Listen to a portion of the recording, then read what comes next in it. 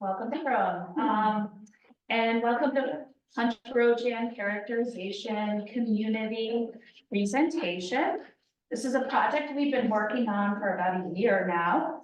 And I'm so happy to see so many faces I know, some people I don't. For those of you who don't know me, I'm Colleen Lutz, and I am on the CAC. I'm also on the Roe Jan Watershed or Community Watershed, and just really interested in watershed planning. So, and I'm also a town board member here in Ancram as well. So welcome to the Punch Brook. And for those of you who don't, well, now you do know, because we have these lovely maps, know where the brook is. We're centrally located in a sub-watershed in the Roe Jan Watershed. There's actually 6 sub-watersheds, and we're kind of right in the center. So we decided about a year ago that this might be a first step in starting to do a watershed management plan for the Roe Jan as a whole. In order to kick it off, we needed to do a characterization plan of just starting with this sub-watershed. And the characterization, as Emily and Anna and everyone will tell you, it's just kind of like an information gathering to understand the characteristics of the watershed that you're in. And this project has a coordination between the Hudson River Watershed Alliance, and that is Emily Vail. Also the state DEC Hudson River Estuary program, which is Anna.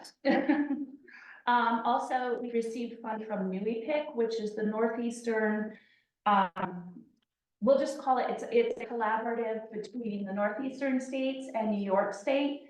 And they're interested in basically water quality and watershed planning. And I've also had a tremendous amount of support from the Roe Jan Community Watershed, and as well as the towns of Ancram, Gallatin, and Copiague. And without intermunicipal work and also interagency work, we wouldn't have any of this on our own. And I do enjoy, and there's pizza out there and drinks, and my daughter made chocolate chip cookies. I don't know if there's enough to go around, but she decided she wanted to bake last night. So welcome, and I'll turn it over to them. Thank you.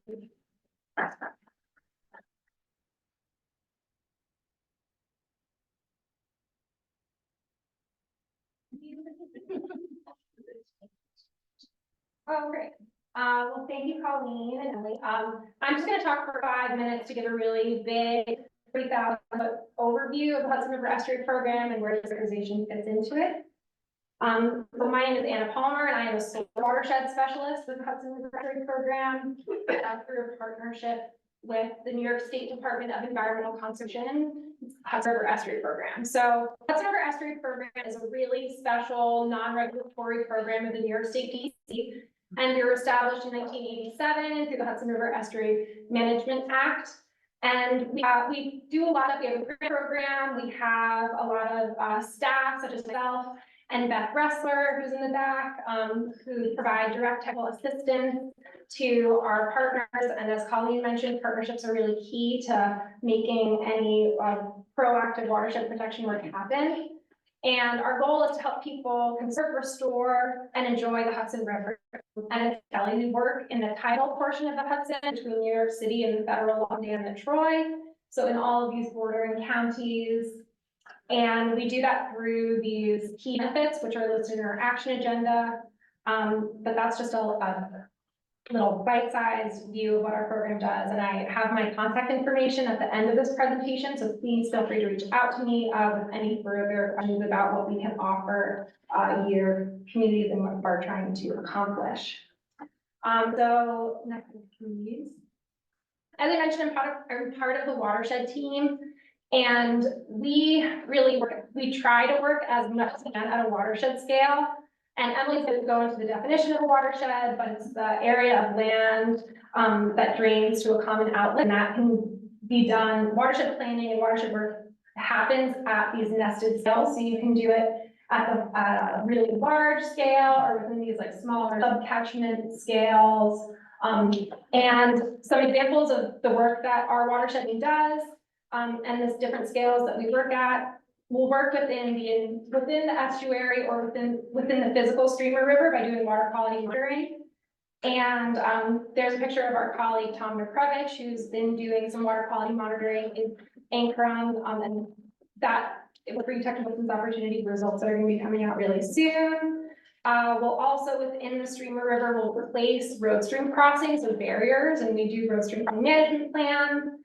So this is the example of a right size road stream crossing also in Ancram. Within the corridor of the streams, we do repairing buffer restoration work. And Beth Bressler is the Hudson River Estuary Program's Trees for Trips coordinator. And we provide free trees and shrubs for landowners outside property to be able to just improve that habitat and also provide the water quality monitoring function. Within the sub-watershed scale, we support watershed plans like this characterization. That's one of our measures of success. It was from our action agenda, which I mentioned. We know that when people within their communities understand what type of actual water system they're in, and they know the value of it by having these maps and narratives prepared, then you can better protect it, and proactive protection is always better. So we find watershed plans as an effective way of protecting the water resources. And then within the basin as a whole, the Hudson River Estuary is such a special place ecologically for New York State. And we want everyone to feel like they're part of this larger ecological community and feel really proud of that. You know, the estuary contains like 60% of the biodiversity for the state. So to feel like you're part of that bigger ecological community can also with the work that you're trying to do and also the funding. This is an example of a repairing buffer planting that Beth led back in 2016. This is also within this watershed. So an example, this is like a low hanging fruit thing that you can do. And if there are landowners here, this is the program that you're eligible for. And unfortunately, I'm not able to stay. After my presentation, I have to run because I'm going to a Bruce Springsteen concert at the arena. But Beth is here to answer all questions about the program. And that is great. So that, and you can also reach out to me afterwards, like I said. So there's a lot of connections between what you're doing upstream and the downstream communities. So we're looking at this like Hudson River Estuary scale, and we know that all of these stacked actions that are happening at the catchment, the watershed, we know that all those stacked actions together will improve the body of the Hudson River. And the work that this group is doing today is building on a really important legacy of work that is done to make this river fishable, swimmable, drinkable when it wasn't a few decades ago. So I really hope you feel proud in being a part of that legacy. And these are some of the ways that tributaries are connected. I don't have time this evening to go into all those connections, but just know that there is a upstream downstream connection to the place here in New York State. I put up a couple examples of why the Punch Brook is really special. Those are also highlighted in the watershed characterization and in these maps. But from those tributary connections, there's fresh water that's coming from the Punch Brook that's flowing into the Hudson. And the Hudson, part of the reason why it's an important biodiverse place is because it's a place where fresh and salt water meet. So when fresh water comes in, that's coming from this place here. And pollution, you have a lot of really strong habitat and really healthy ecosystems in this subwatershed, and kind of like doing proactive stuff to make sure that your car doesn't break down. You have that in this place that you are living now so that your ecosystems don't break down. So prevention is much cheaper than restoration, and there is so much incredible habitat that's here. There's a lot of brown trout that's in this place. It's stocked actually the DEC stocks it in the second week of April, so it's getting stocked right now. And you can see exactly which reach of the Punch Brook is stocked with brown trout on the DEC's info locator, which is an online map. So that's coming right now, but the only reason they stock this here because it has really great cold water habitat for these brown trout. So that's really cool. There's also some landing turtle and threatened species that are within all of these really cool wetland habitats. It's part of a significant biodiversity area, one of 17 that's been identified in New York State with the calcareous, the Harlem Valley calcareous wetlands, which is a significant biodiversity area, which is on one of these maps. And also there's migratory fish that would love to be here if there weren't any barriers. Some of them are eels, and if you actually press play, these are eels that were found even above the Bingham Mills Dam, which is the first barrier from the Hudson up there. So there's migratory fish. There's more, yeah, so there's migratory fish that are in the sea. So that is that. These are just like the last couple of slides. These are some videos showing more of what our colleagues are working on and what we're working on that I hope you can check out. And then we also have some newsletters where you can learn about what our group is offering. And a lot of what we do is in partnership with Hudson River Watershed Alliance. So you'll get to see about all of those upcoming events and future partnerships that are going to be continuing. We really value the work of the Watershed Alliance and the work of this group here today. So I'm going to leave my contact information here, and thank you so much for doing all this work, and thank you, Emily, for your work as well. Thanks so much.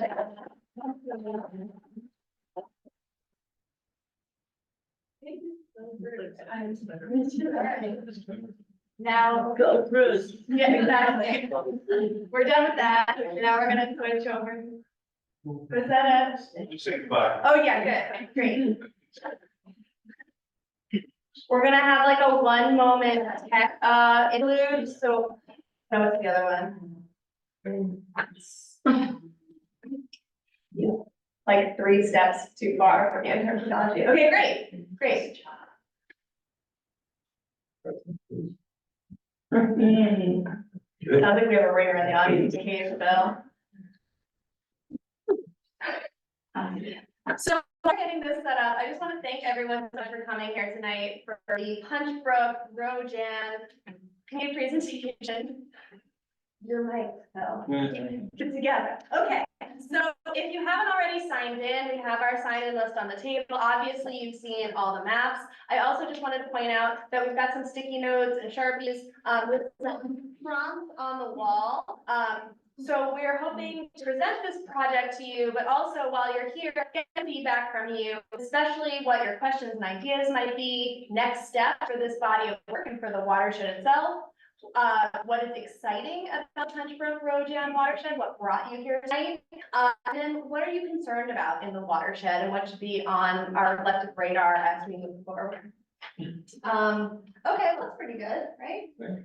Yeah, okay, my name is Executive Director of the Hudson River Watershed Alliance. I gotta look here to see my cheat sheet. We'll start tonight with project acknowledgements. This is really a team effort, as Anna mentioned. We'll talk about the Hudson River and Punch Brook-Roeliff Jansen Kill watersheds.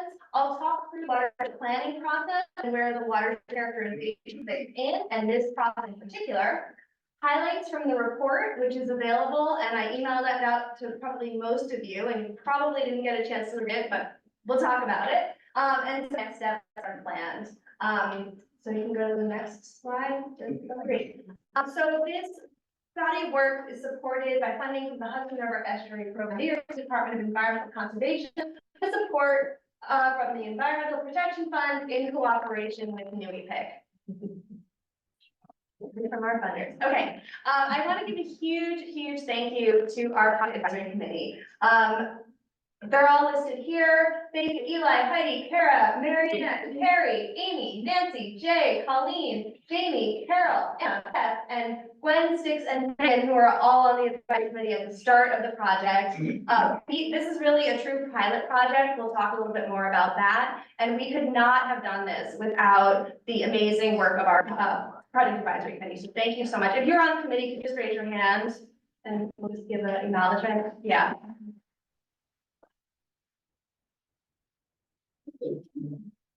The Hudson River Watershed Alliance is a regional nonprofit. We're based in Kingston, New York, but we cover the entire Hudson River watershed from Lake Cheerlead all the way to New York City. Our mission is to unite and empower communities to protect our shared waters. And we do that by supporting community-based watershed groups like the Roe Jan Watershed Community, improving intermunicipal coordination on complicated water issues, and communicating as a collective voice. You might know us from our annual Watershed Conference and hold every fall. We do a monthly breakfast webinar series on Zoom. And we also do pilot projects like this one so that we can learn in one specific place and share those lessons learned more broadly with the rest of the region. We really want to work efficiently and we want to share best practices and lessons learned so that we're all collaborating together. Next slide. So a watershed is a land area where water flows to a specific water body. And this can come in the form of rain, stream, groundwater. The watershed collects all of this water and it flows to one common water body. Watersheds are defined by topography, and they're the geographic unit that's best suited toward understanding conditions of and managing water bodies. So the larger watersheds can be broken into smaller sub-watersheds, and the Roe Jansen Kill Punch Brook is a really great example of that. So the Hudson River Watershed is 13,400 square miles. It extends from the Adirondacks all the way down to New York City. It includes the Upper Hudson, the Mohawk River, and the Hudson River Estuary. And each tributary that flows into the Hudson River supports the health of the ecosystem. And each tributary has a watershed. So when we look at a system as vast as the Hudson River and as complicated as the Hudson River, we can start to use watersheds and tributary watersheds to start to break down this large area into more manageable pieces for local decision-making and management. Okay. So here's that same map. So we've got the Adirondacks down New York City here, and the Mohawk River watershed. And then here highlighted in orange is the Roe Jansen Kill watershed, which extends from Hillsdale to Germantown, loops down through Columbia and Delaware, with the Roe Jan, the Punch Brook-Roeliff Jansen in darker orange here. So the larger Roe Jansen Kill watershed, 230 square miles. The Punch Brook-Roeliff Jansen 47.5 square miles. So we're starting to take this really large Hudson River watershed and make it into smaller, more manageable pieces. You all know that Jansen Kill is also called the Roe Jan. I talk about the Roe Jan quite a lot, but if there's any folks that are not from the region, now we know about the acronym. Okay, next slide. So the Roe Jansen Kill, again, has its headwaters up near Hillsdale, and it comes down to Germantown. And the Punch Brook-Roeliff Jansen Kill is right in the middle of the watershed. And as Colleen mentioned, this is the largest of the 6 sub-watersheds of the Roe Jansen Kill. So this is technically a USGS hydrologic unit code. The U.S. Geologic Survey has broken down the waters, the lands and waters into these unit codes. And this is a really helpful way, again, to take those big areas and break them down into smaller pieces. So when we started working on this project, this was really the focus of this project because we needed to work with a smaller watershed. We couldn't work with the whole Roe Jan at once. And this particular sub-watershed is centrally located. It has features that are similar across the whole watershed, and it was a good place to get started. Next slide. So as we zoom in, this is really our focus watershed here, and that's the Punch Brook-Roeliff Jansen Kill watershed. We've got the Punch Brook here that flows north through Ancram, Vail, and it's the Roe Jansen Kill, which is flowing from east to west down here before it continues down. So we know that there's water coming in from upstream. We know that there's an influence on downstream conditions, but for this particular project, we were really focused on this land area most directly surrounding the Punch Brook and the Roe Jansen Kill. This area includes 6 towns. It includes 71% of the town of Ancram, 29% of the town of Gallatin, and then smaller pieces of the town of Copiague, Pine Plains, Taconic, and Northeast. So it's got mostly Columbia County with a small part of Dutchess County municipalities. In the watershed planning framework, we start by understanding current conditions, set goals for future conditions, and based on that information, we can identify strategic actions to get from the present to the future. So the water characterization is really this first piece in understanding current conditions. So that's really been our focus over the past couple of years. So the watershed characterization compiles existing information from different sources all together into one report to tell watershed story. It supports an understanding of local conditions for local decision-making and actions. And it really provides that foundation for planning by identifying problems or gaps in available information before potential solutions. So sometimes we start with plans and we say, well, we think these kinds of things will be helpful, and they probably are helpful. But when we look at a watershed planning process, we can really start by saying, well, what do we know about the current conditions? Are there problems? Are there solutions? How do we start to map our way from point A to point B? So watershed planning can help improve the capacity by identifying goals and roles. So when we do this kind of work, we hear from towns and villages, we hear from watershed groups, how challenging this work is. Everyone's stretched thin, everyone's working really hard. How can we increase our ability to get our work done? And I think that things like watershed planning can help us work efficiently, helps us identify opportunities for shared leadership, goals and roles for specific entities to be working together efficiently. Watershed problems are too complex for any one group to solve alone. And watershed planning brings people together from across municipal boundaries, across different sectors, and bringing that knowledge in from different areas to solve these problems. So again, here's our planning framework, and the watershed characterization is really the first part in understanding current conditions, with the watershed management plan building on that to set goals for future conditions and identify those really strategic actions and next steps. In New York State, the New York State Department of State and Department of Environmental Conservation have published the guidebook on watershed plans, which provides a framework for watershed planning in New York State. And we've used this framework broadly to inform our watershed characterization process, with some updates based on some of this information that was originally published in 2009. So the watershed plan compiles information, sets targets, and sets priorities for actions to achieve specific goals. Here's a more detailed breakdown of that process. So if you click again. There we go. All of those things are the characterization. And then if you click more times because it's animated. Great. All of these things are the plan, right? So delineating the watershed, convening stakeholders, compiling existing data, and look for any gaps in information can then lead to the plan. So between those pieces, you might go out and collect water quality information if that's a piece of information that's really key and missing, or you might do other kinds of analyses. Then for the planning process, that's when we'll prioritize issues, specify the actions, and implement the plan. Okay. The watershed characterization process, and this is out of that guidebook, includes organizing a watershed advisory committee, they're in the room, delineating the focused watershed, that's on the maps, prioritizing the purpose of this particular watershed characterization, gathering existing data, and summarizing the information to report.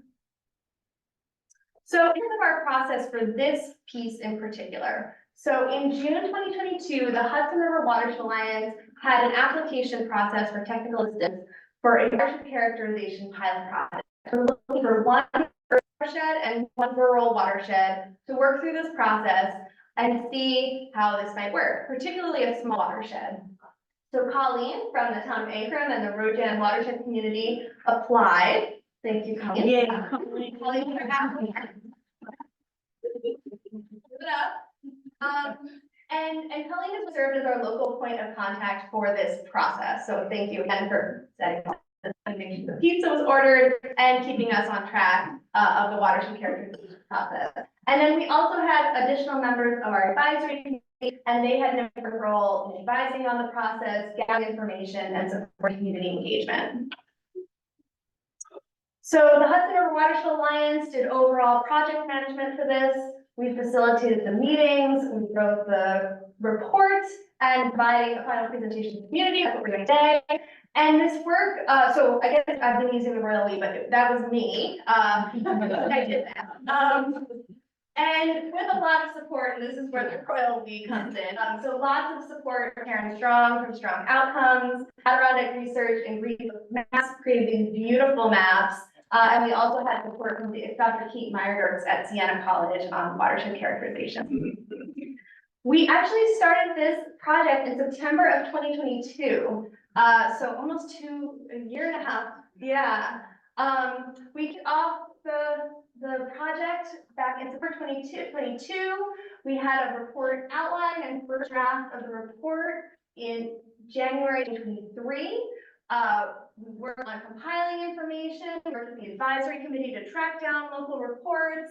We developed a quality assurance project plan to filter that information, created the maps. We wrote the report, shared it with the advisory committee, and now we're sharing it with you. Great. So part of the process that I mentioned was the quality assurance project plan. And this really guided our process of receiving information and evaluating how that might be used. So each piece of information that came in was read, reviewed for quality criteria, entered into a tracking spreadsheet, and filed in a new Google Drive full system that matches the watershed characterization outline. So as we were going through this process, we were really guided by this question of what information is most significant to highlight in understanding current watershed conditions of the Punch Brook-Roeliff Jansen watershed.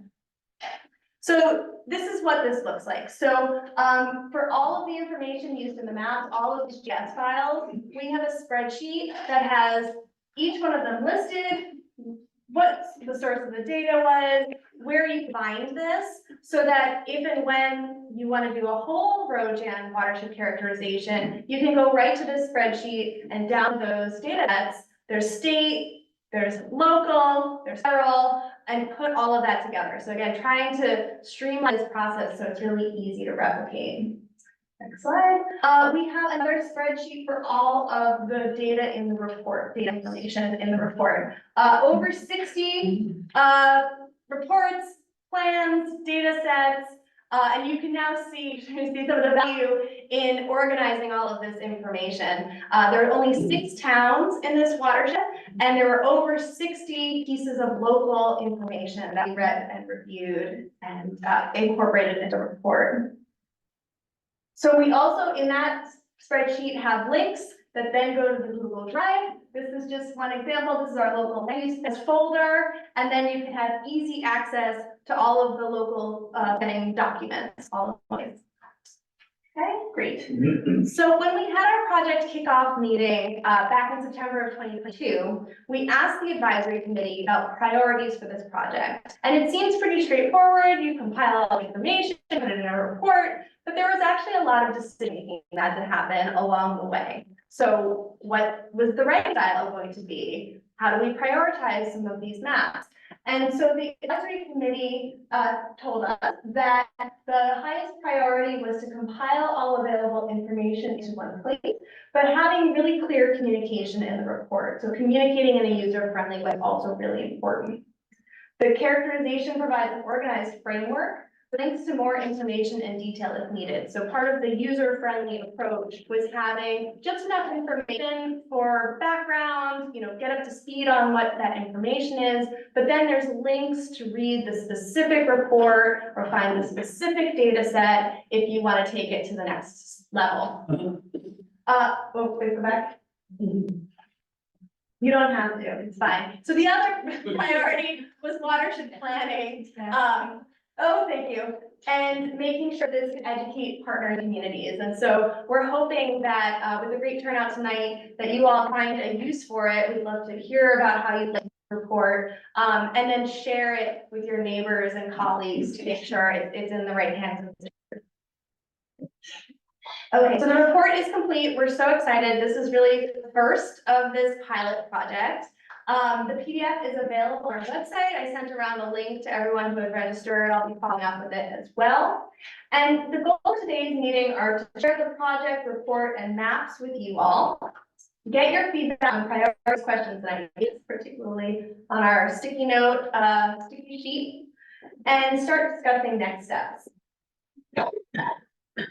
So I'm gonna walk you through some of the highlights from the watershed characterization report. It's about 100 pages, so we're definitely not gonna cover all of the ground tonight, but to get a taste of what some of the information is that was compiled here. So the outline of the report, we have physical characteristics, land, waters, and ocean.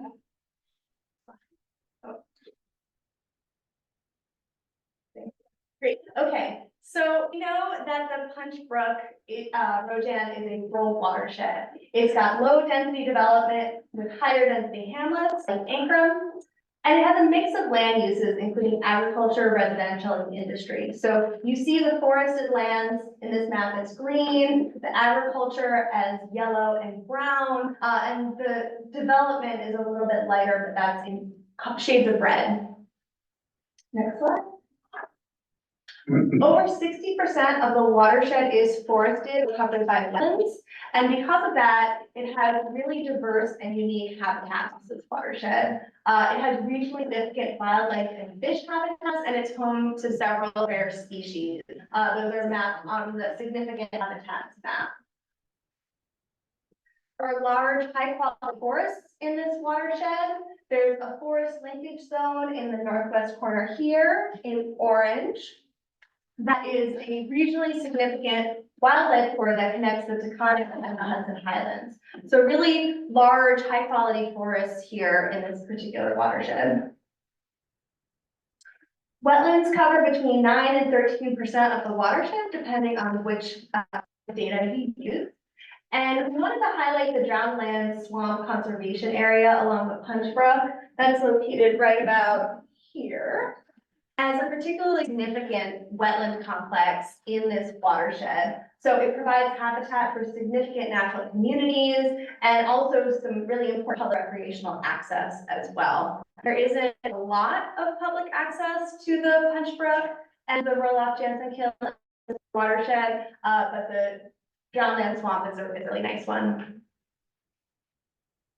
About 30% of the watershed is pasture or cropland. We know that agriculture is really important in this watershed. It provides important contributions to the local economy and is highly valued by communities.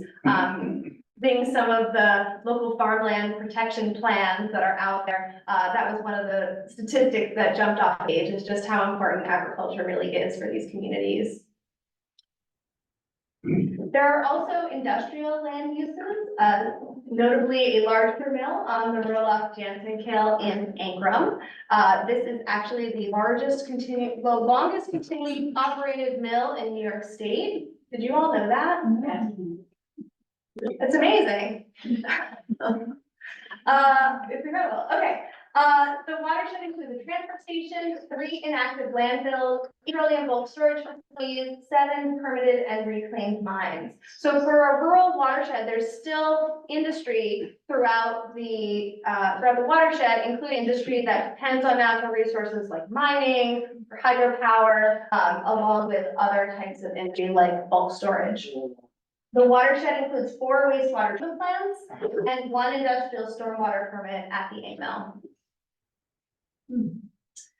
Dams and culverts. Anna talked a little bit about the importance of dams and culverts.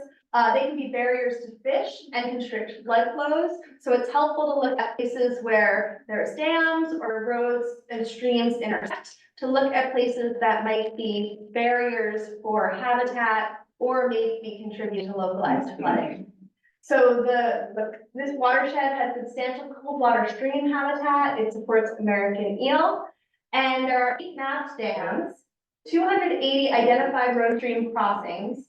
Of those, 37 have been assessed for aquatic portals and passage, and that map is down here.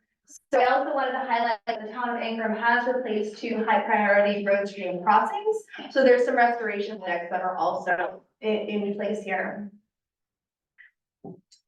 In terms of quality, we took a lot of different sources of information and combined it in this particular section. A couple of highlights, according to information from the New York State Department of Environmental Conservation, water quality is generally quite good in the Roe Jansen Kill main stem. The Punch Brook has a stream assessment currently underway. So we'll have more information later this year on the quality of the Punch Brook based on the DEC's monitoring. The Roe Jan Watershed Community and Bard Community Science Lab, Riverkeeper have also been doing a substantial amount of water quality monitoring. You'll hear more about that from Kaare. But I think what's really significant is the lowest levels of fecal indicator bacteria were in the Watershed Jansen Kill out of 19 other rivers and streams that are monitored throughout the region. So I think it's really important to highlight the good water quality. There's all different types of parameters to look at, and we have links to a lot more information. We've got the sea slab reports for the lakes and ponds that are in this watershed, and macro and vertebrate data and more. So lots more detail there. But I think the key message here is that we've got really great water quality in this watershed, and protecting that might be a good strategy. This is a unique and special watershed. So with our advisory committee at our last meeting, we talked about what makes this watershed so special. And we kept hearing, the great habitat and the great water quality. This is a really special and unique place. So although the Roe Jan and Punch Brook may be hidden from public view, they cross lots of private property, parcels, they connect people both upstream and downstream. And the actions taken on the land and the waters can affect watershed neighbors across all 6 communities. So in terms of next steps, watershed plan will help interpret the information and prioritize strategic actions. The Roe Jan Watershed Community has opportunities to get involved if you're interested in working at a watershed scale. And I also wanted to highlight for Ancram and Gallatin, you can use the watershed characterization for climate smart community points for the certification program. So it's worth 2 points through that program. The other community is not quite enough of your municipality in the watershed to get those points. Okay. More next steps from the Hudson River Watershed Alliance. We'll be developing a watershed characterization guidance document to share lessons learned from the pilot projects. We were working here as our rural watershed, and we also did a parallel project with the Sparkill Creek watershed down in Rowan County and parts of New Jersey as our urban watershed. We learned so much. These watersheds could not have been more different, so it really was a perfect pilot in that way, learning about sort of the full range of different land use and conditions and multi-state and everything else. So we're looking forward to writing up some of our findings into a guide document. We'll be doing a training this fall to share the process, recommendation, and guidance materials, including things like those spreadsheets that have all the GIS files ready to go. And next steps for this watershed, what are your questions about the watershed characterization report and process? So we'll have some time for Q&A. And again, looking for your feedback. What are your questions and ideas? What are you excited or concerned about? And what might be some other next steps or project ideas? And we'd love to let your feedback out of the statements on the wall. That's it from me. Thank you all so much for coming out. And I think we have time for a couple of questions before I hand it over to Kaare. If there are any questions, yeah. Maybe there's an ignorant question there. What do you say are the major threats to the health of the watershed? The major threats that we come across and we're looking for. Do you want to take that question? Sure, I can take that question, especially in our community, making sure that the streams are protected by buffers and not, clearing right up to the stream, whether it's for agriculture, landowners, yards, going right up to the stream edge, maintaining a good forested or, shrubby type of buffer between the water and the activity on the land is really important. So what's the activity on the land? Runoff from when it rains, and say you use fertilizers on your land for whatever reason, that's a big threat. So agricultural runoff, roads. Could be salt's a good one too. Yeah, the runoff is in our watershed plays a big role. And because it transports sediment, transport chemicals. Where does it East. Yeah, I guess feed runoff. Right. It falls into that kind of human and animal waste, yeah. That's it, that's the big threats? In our watershed, I would say probably those are the biggest threats. Yeah. I went to the punch list. There's a lot of older structures and houses in this watershed. I mean, we've got a lot of new development, everybody knows that, but we've also got a lot of things that are from the past, and the older septic systems are tending to not be very good. Okay. And when you look at, fecal matter that gets into the water, the older, septic systems are often the culprit. Some comes from sponge shore, but all, those of us with houses, we really need to make sure that that septic is working properly, get it inspected, and towns shouldn't act in ordinance such that properties are transferred. They have to have septic inspections. Especially, I mean, Twin Lakes is a good example. That's a little bit out of the scope of where we're talking about tonight, but they have a lot of houses there that are right on a lake. And those lakes have had problems with, excess drainage, and a lot of that from those very dense local septic. I don't know, those houses right around those lakes. Yeah, you should definitely follow the recommendations with the septic system that you have. New, old, whatever, you should be maintaining it. Don't just let it be and expect that it just always goes away. And yeah, so that's a big contributor. A similar question. Sometimes it's hard to pull us away from sort of the immediate past and present, and perhaps the future. But about 150, 175 years ago, this area of New York and Massachusetts was heavily deforested. It's recovered remarkably. And there's a lot of different land. And so if we look beyond just sort of right now and next couple of years, we have added to whatever the trends are that we're now a part of. I would say it's worth trying to think through what that means in terms of a longer context. But now we have this remarkable situation where climate is changing in ways that we have a hard time conceptualizing. I think I say in part that the county just issued its, what's it called, the CART. Adaptation, resiliency. And there's another project plan going. And there's very little talk about what's happening to the lake that's leading to these watersheds. And if we can't look at where we've been and where it's going, because that's really not, it's going to go beyond just this short time span. And with climate, it's, I mean, I don't know how to address it, so I'm raising the question, but as a planner, you're always looking for the context, and it's very easy to, and I've been in a number of planning situations where it's very easy to really limit your context because it's just too hard. So that's just make it confusing.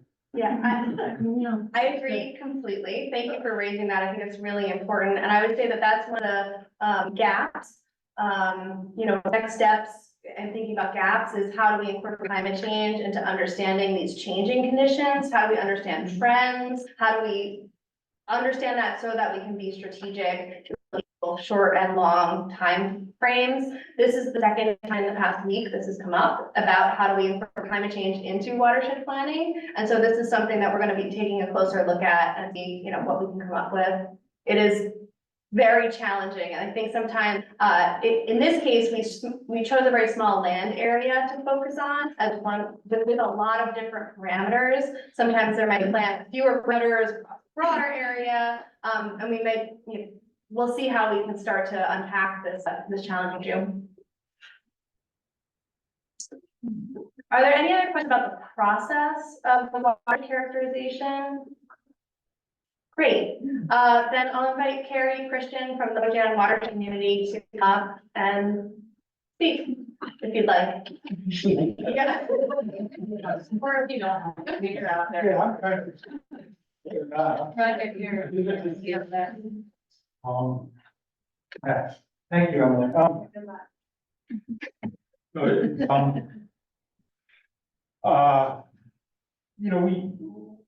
We started the watershed group 2015, 2016 timeframe. And, the idea at that point of doing something like this, being involved in a process that Emily was really responsible for starting, is just, way beyond, I think, anything we had expected at that point. So when you're trying to get something underway, you don't really know quite where you're going, because sometimes, people only come along and help you get there, even though you didn't know where you were going. So, we started this in cooperation with Riverkeeper. It was the Bard Water Lab back then, but now it's the Bard Center for Environmental Sciences and Humanities. That's where our testing happens. That's also our a lot of scientific support. We've gotten a lot of help from Trout Unlimited. These guys really know the area, they know the stream. It's been super helpful to us in the beginning and provide advice along the way. These are kind of our three main people, but the Watershed Alliance has become increasingly important, and the Hudson River Estuary program is kind of always there. So that's sort of where we reach out to primarily. And that.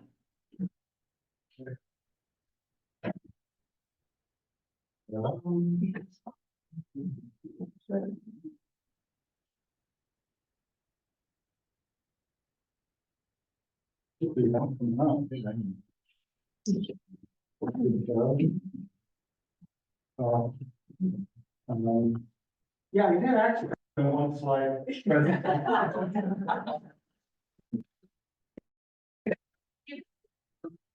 is a slide from actually 2016, but it's a snapshot of the Riverkeeper Citizen Science Waters testing site. A couple of the people here recognize, Janie's looking at me, she's seen it. I think Emily was there one time at the beginning. This is where the Roe Jan Watershed Community came from. Look at this map.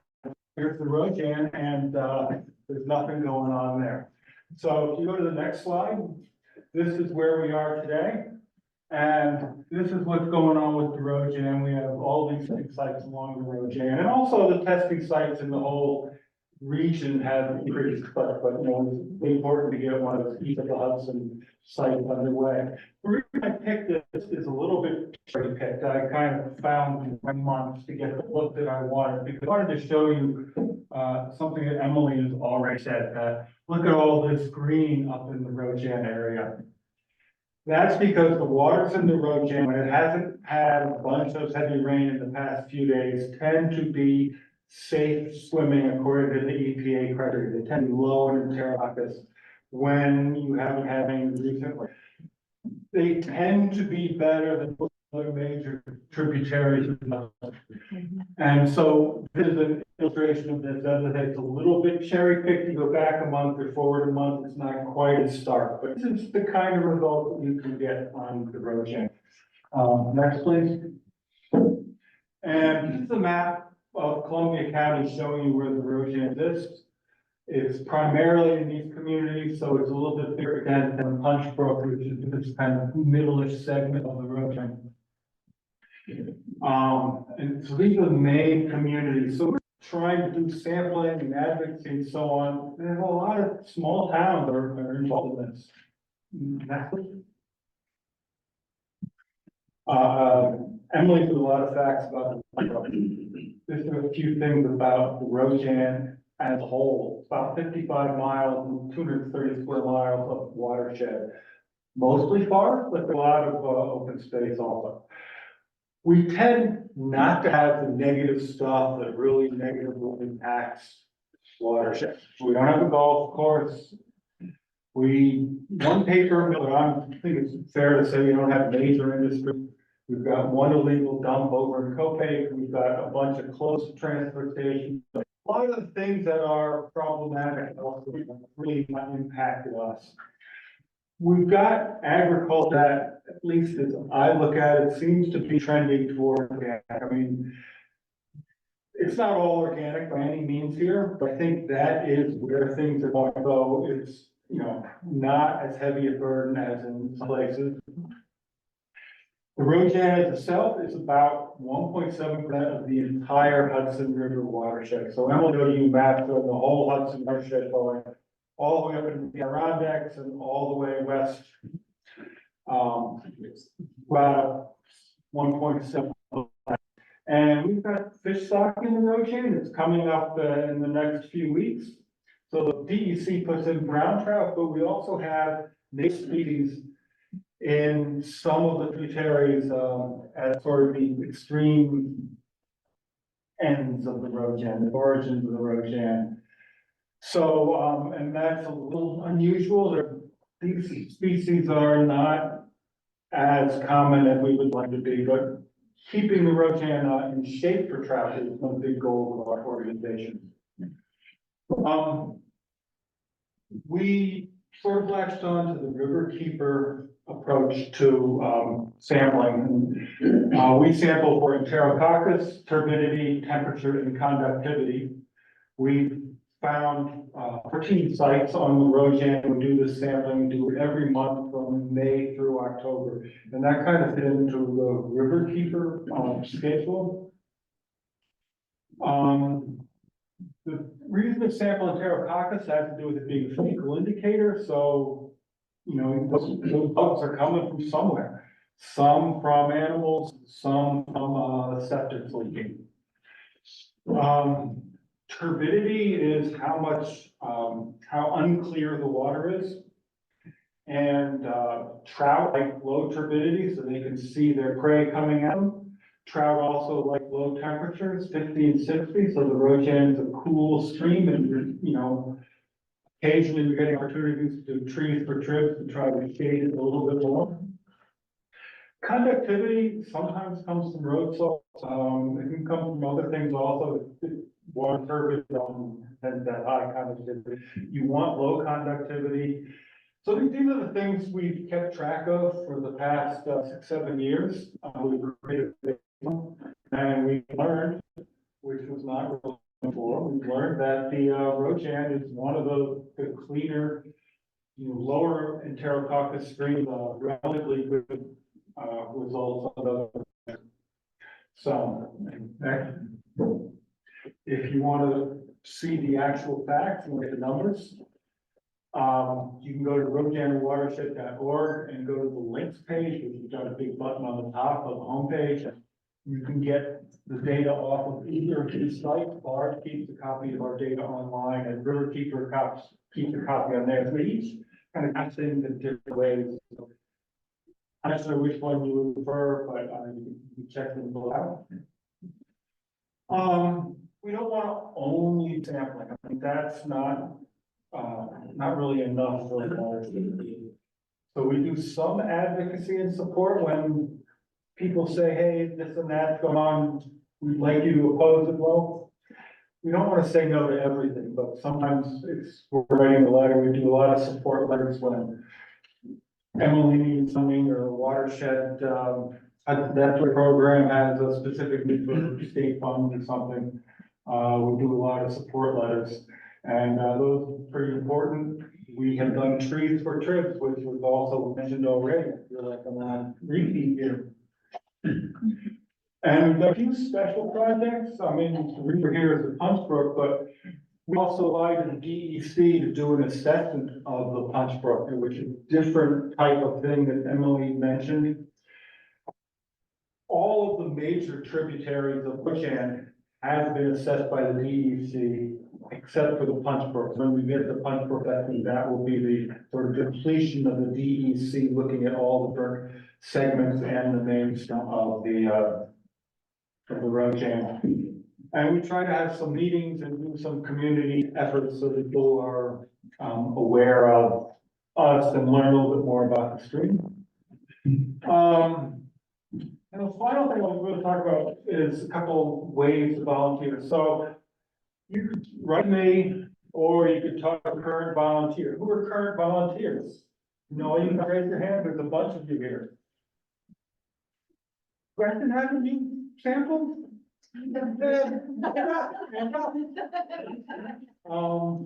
Yeah, we get hands up again. We've got a bunch of these volunteers, all of these people who have sampled on the Roe Jan can tell you what it's like. If this is something you're interested in, you can pull one of them aside or talk to me. You can also subscribe to our newsletter. And our newsletter, has like a sign up, has, information about sampling every month. If you go to the website, there's a newsletter box on the right-hand side. Probably should have shown the homepage. But I went out in 10 minutes, so if you go to our website, you subscribe to our newsletter, then the newsletter says, hey, we're looking for volunteers. One other thing that's super important in the Roe Jan is that, as has been mentioned here, most of the Roe Jan doesn't have great public access. There are a lot of landowners along the road, and that's primarily private. How many people here own land on the Roe Jan? Or on one of its like big tributaries, like along the Punch Brook? So you guys are really important in terms of supporting a group like ours, and also important in terms of, doing the right things. Colleen mentioned something, it's really important to keep the stream shaded, to keep wildlife on the stream, and buffer helps to accomplish those things. So, I'm about 1 minute late, am I? No, you got minutes. Anyway, that's what I came to say. So I guess in 3 minutes, we could take any questions if you have something. Yeah. Pragmatic. That don't look like it to me, but I just started in there. It's a problem in our region, and the Roe Jan itself is pretty fast for fragmite. Pretty what? Fast. Flow of the water in Roe Jan Fast. is quick. Yes. But a lot of water flowing into it comes from small little ponds or from much slower streams, from wetlands that are nearby, and the wetlands then go into the Roe Jan. So yes, fragmites in the area is a huge problem. So if you look down a pond, it's disappearing. And I live on the road pond, and we had almost no fragmite 4 years ago. Now we have a lot. And then there's in between upper and lower, which is kind of spongy. Yeah. There's a stream, That's. but there's also land, and it's full, more than I mean, huge amounts. I think it's one of those invasives that is here to stay. It grows so fast, it outcompetes the native reefs. It's just, you can get rid of it in certain locations. I mean, I'm from Germantown, and we had a pond that was ringed with phragmites. And 5-6 years ago, we brought it up to the maintenance guys, and they started cutting. Right. And for like 2 or 3 years, it seemed like, gee, these guys are like cutting and cutting, and not happening. I've been looking at lately, and it's mostly gone from the area where they were cutting, but it took a long time. A lot of work, and the space from one to the other, over many people's lands, and it's not, so you can't, this is not a cut, you have to drive it in there and pull. DPW has good issues, but, it's habitat inaccessible, because all the animals that would like to go into these wetter areas, I mean, they're just prohibited because of the density of this thing. And when you cut it, they have this growth underground that just says fine, and then it grows right back up. My experience is that continued cutting will work, but you Yeah. really got to bat. Yeah, okay, thank you. Yeah, correct. Just one other thing, Phragmites is usually there because of our abuses of the land. Phragmites is a symptom of bigger problems. You mentioned a pond that's disappearing because of like sedimentation. It's probably, and that can certainly invite Phragmites. And often when you have a big dense patch of Phragmites, there is really hardly any reason, don't bother trying to get rid of it. It is, you might be doing more damage than to the wetland. But if there are places where there are small, patches, where you might actually be successful, then treating it again and again by looking, cutting and cutting and cutting year after year. By all means, because you might be protecting, lots of other, plants and animals that we use in the. Right. Yeah, you mentioned that it was a low conductivity of the water. Why is that? To have what, I'm sorry? Low conductivity in the water. It's just a sign of purity, really. Conductivity is there because something else is in the water. It's not a very specific measurement. But in general, the fish in the water, the swimmers in the water are going to be happier if there is only water. And low conductivity means it's only water. I mean, that's kind of you need a scientist, a water scientist to really go much further. Emily, want to go further? Sure, yeah. So most of the conductivity in our streams is from road shells, most of it. It comes from other sources, but much of it is either current, if it snows, you put roads on and then the snow melts, but it's also really increasing in our groundwaters as well. So we have base flow in the summer that's also salty because of the buildup of salts in the groundwater. And that's really, I think, concerning. In some species can't survive when conditions are too salty. So that can be an indicator of habitat risk. And there's also impacts to drinking water as well. Not only people, on a low sodium diet, need to be concerned actually in some cases about the drinking water quality as well. So it's really a positive thing that conductivity is so low in this area, and there's some urbanized streams that are really concerned and watching out for that in the region. When Eli Duker, the barger bar that Bard asked us to start med conductivity, he said one of the ways valuable is that when you have a baseline for it and then something changes, you need to start looking into what's important to get that baseline to see kind of where it usually is, and then see if something changes. So I think we're back to our present day, future climate change, how do we manage these complicated questions. So I think that's probably a good place to close tonight's program. So please, thank you again so much for coming. It's a round of applause.